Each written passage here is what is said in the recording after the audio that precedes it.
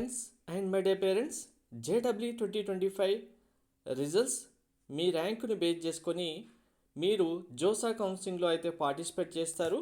JoSAA 2025 కౌన్సిలింగ్లో మీరు participate చేసినప్పుడు మీకు సీట్ అలాట్మెంట్ వచ్చిన నెక్స్ట్ మినిట్లోనే మీరు డాక్యుమెంట్స్ అయితే సబ్మిట్ చేయాల్సి ఉంటుంది వెరిఫికేషన్ కోసం. వెరిఫికేషన్ ఆఫీసర్ క్యూరీ రేజ్ చేయడానికి రీజన్స్ ఏమేమి ఉంటాయి, మీ సీట్ క్యాన్సిల్ చేయడానికి ఎన్ని రూల్స్ ఉంటాయి, ఎన్ని రకాలుగా సీట్ క్యాన్సిల్ చేసే ఛాన్సెస్ ఉంటాయి అనేది ఈ వీడియోలో మీకు క్లారిటీగా చెప్తాను. ఈ వీడియో ఎంత ప్రీషియస్ అంటే కామన్గా ఈ ఇన్ఫర్మేషన్ ఓన్లీ మెంటర్షిప్లో ఉన్న స్టూడెంట్స్ అండ్ పేరెంట్స్కి మాత్రమే ప్రొవైడ్ చేయడం జరుగుతుంది. అలాంటిది ఇంకా పేరెంట్స్ అండ్ స్టూడెంట్స్ అంత కష్టపడి సీట్ వచ్చిన తర్వాత క్యాన్సిల్ చేసుకోకుండా ఉండాలి కదా అన్న ఉద్దేశంతోనే మీరు మెంటర్షిప్లో ఉన్నా లేకపోయినా మీకు ఇన్ఫర్మేషన్ రీచ్ అవ్వాలనే ఉద్దేశంతోనే వీడియో చేస్తున్నాను. సో మీరు క్లారిటీగా వీడియో ఎండ్ వరకు చూడండి. మీకు ఆ టైంలో ఇంకా రిజల్ట్స్ వచ్చి ఆ రోజు మీరు డాక్యుమెంట్స్ అప్లోడ్ చేయాల్సిన విషయం అక్కడెక్కడో ఇంకా చాలా డేస్ ఉందిలే మనకెందుకులే అని వదిలేశారనుకోండి, ఆ టైంలో మీకు అది మిడ్ నైట్ అయినా ఎర్లీ మార్నింగ్ అయినా మీకు ఏం చేయాలో అర్థమవ్వదు. అక్కడ ఉండేవి 3-4 డేస్ మాత్రమే టైం ఉంటుంది. అందులో ఒక సండేనో సాటర్డేనో వచ్చిందో ఇంకా మీరు కావాల్సిన డాక్యుమెంట్స్ సబ్మిట్ చేయడానికి పాసిబిలిటీ కూడా ఉండదు. ఎందుకంటే వెరిఫికేషన్ ఆఫీసర్ మనకు క్యూరీ రేజ్ చేయడం అనేది ఇంకా అది ఒక టాస్క్ అనుకోండి. రియల్గా చెప్పాలంటే మీరు డాక్యుమెంట్స్ అప్లోడ్ చేసి మీ సీట్ కన్ఫర్మ్ చేసుకోవడానికి 3-4 డేస్ లేదంటే 5 డేస్ మాత్రమే టైం ఉంటుంది.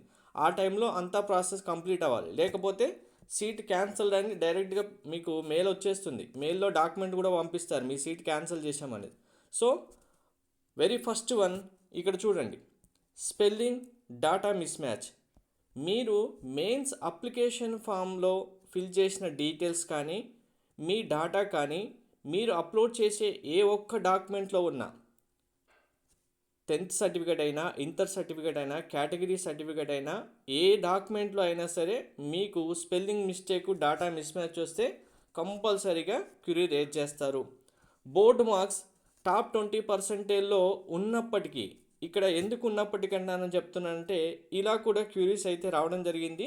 దీనికి ఇంకో పెద్ద టాస్క్ అవుతుంది అలా కనుక వెరిఫికేషన్ ఆఫీసర్ క్యూరీ రేజ్ చేస్తే.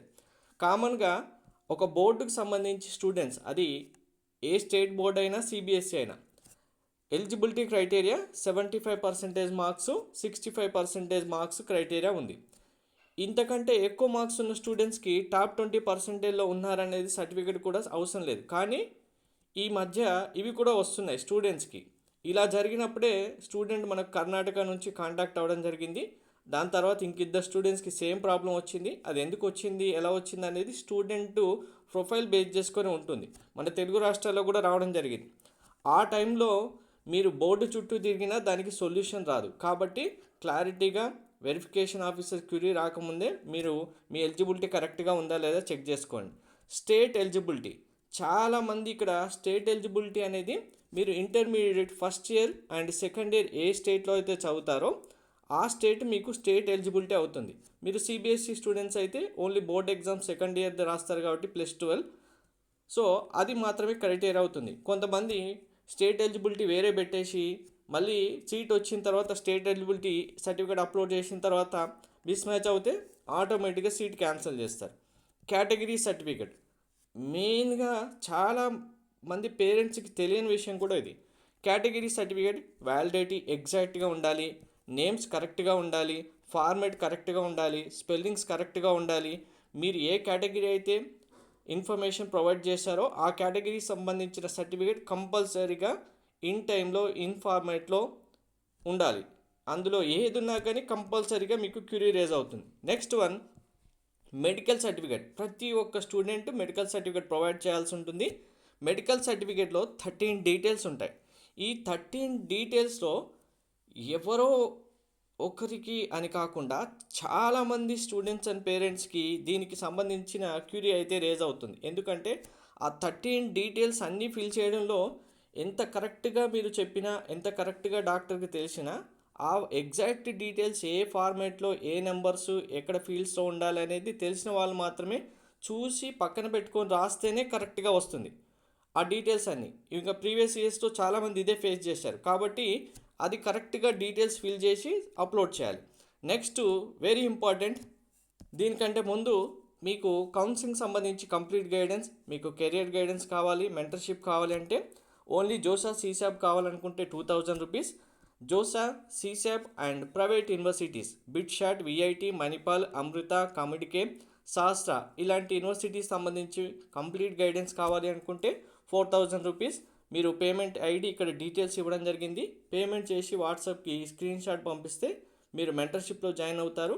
మెంటర్షిప్లో జాయిన్ అవుతే మీకు మీ పర్సంటేజ్ ర్యాంక్ బేస్ చేసుకొని ఏ కాలేజ్ ఏ బ్రాంచ్లో సీట్ వస్తుంది ఫస్ట్ మీకు పీడిఎఫ్ ఇవ్వడం జరుగుతుంది. ఆ తర్వాత మీరు బెస్ట్ కాలేజ్ బ్రాంచ్ ఎలా చూజ్ చేసుకోవాలి, కాలేజెస్ యొక్క ఇన్ఫర్మేషన్ ఏంటి, ప్లేస్మెంట్స్ ఎలా ఉన్నాయి, ప్యాకేజెస్ ఎలా ఉన్నాయి, కంప్లీట్ డిసిషన్ మేకింగ్ మీకు ప్రతి రౌండ్ తర్వాత ఎలా తీసుకోవాలి అనేది, మీకు వెబ్ ఆప్షన్స్ ప్రియారిటీ ఎలా రెడీ చేసుకోవాలి, చాయిస్ ఫిల్లింగ్ లిస్ట్ ఎలా రెడీ చేసుకోవాలి, మీరు మెయిన్గా బెస్ట్ కాలేజ్లో బెస్ట్ సీట్ రావడానికి చాయిస్ ఫిల్లింగ్ వెబ్ ఆప్షన్ సంబంధించి టెక్నిక్స్ లాజిక్స్ ఏవైతే ఎలా యూజ్ చేయాలో అవన్నీ మీకు క్లారిటీగా ఎక్స్ప్లెయిన్ చేయడం జరుగుతుంది. Certificate verification, seat confirmation support ఉంటుంది. మీకు ఇండివిజువల్గా వాట్సాప్ గ్రూప్ క్రియేట్ చేయడంతో పాటు ఈ మెంటర్షిప్ అనేది 1-on-1 స్టూడెంట్కి ప్రొవైడ్ చేయడం జరుగుతుంది. మీరు మెసేజ్ చేసినా మీకు రిప్లై ఇవ్వడం జరుగుతుంది. మెసేజ్లో మీకు అర్థం కాకపోతే డైరెక్ట్ కాల్ చేసి కూడా ఎక్స్ప్లెయిన్ చేయడం జరుగుతుంది. అది ఎప్పుడైనా సరే మీరు మెసేజ్ చేయొచ్చు, మెసేజ్లో మీకు అర్థం కాకపోతే కాల్ చేయడం జరుగుతుంది. మీరు ఈ టైంలోనే కాల్ చేయాలి, ఈ టైంలోనే మెసేజ్ చేయాలి, మేము రిప్లై ఇచ్చినప్పుడే మీరు చూసుకోవాలి అనేది ఏమీ ఉండదు. మీకు ఎప్పుడు డౌట్ వచ్చినా ఆ టైంలో మీకు రెస్పాన్స్ ఇవ్వడం జరుగుతుంది.